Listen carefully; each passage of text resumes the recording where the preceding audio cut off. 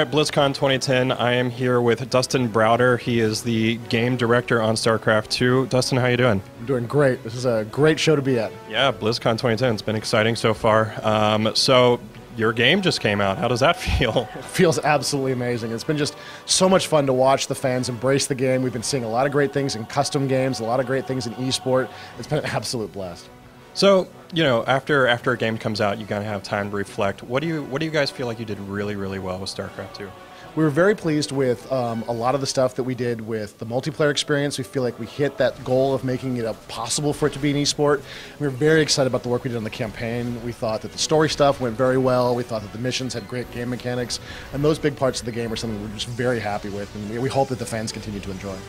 Conversely, where did you see some things where you're like, oh, we probably could have done that better, or something that you're looking forward to in the next expansions to get right? Right. Well, we've learned a ton about how to make this game, right? We've got a lot of things we think we can do a lot better ultimately in the story mode experience with the mission mechanics and how you sort of build up your army for Heart of the Swarm. We got a lot of exciting ideas for Kerrigan. We're still, of course, working on BattleNet. We've got patches in the weeks and months to come that will add things like chat channels. And we just announced yesterday we're adding a Master and Grandmasters League for the top players. And so there's lots of sort of, things we're going to be doing to BattleNet, and then, of course, lots of learning that we got from how to make this game to improve on in Heart of the Swarm. The previous game, Wings of Liberty, came out, you guys had like, what, 10 years to make it. This one, I assume, won't take 10 years. How does that change kind of the development process in the next one? Well, we've got the engine and we've got all of the tools. And so it's just a question for, can we come up with the content and what kind of content we want to create?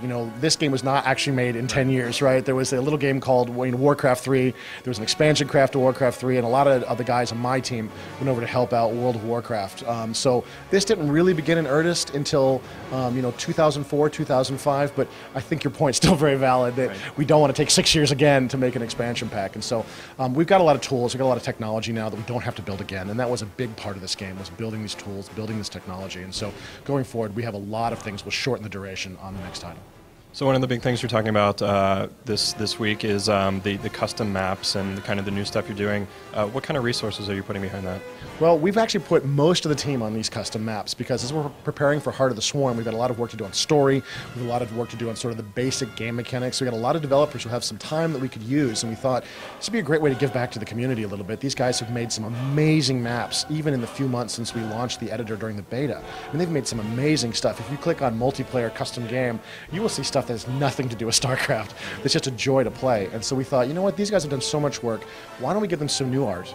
Why don't we give them some new interface elements, some new technologies that we can provide, and we'll put them out there in our map so we can show something to play as well. But ultimately, we're just really giving a lot of these resources to the community for them to incorporate into their work to continue this just awesome experience of playing these custom maps online. All right, great. Thanks for your time, Dustin. Check back on the site more for more from StarCraft 2.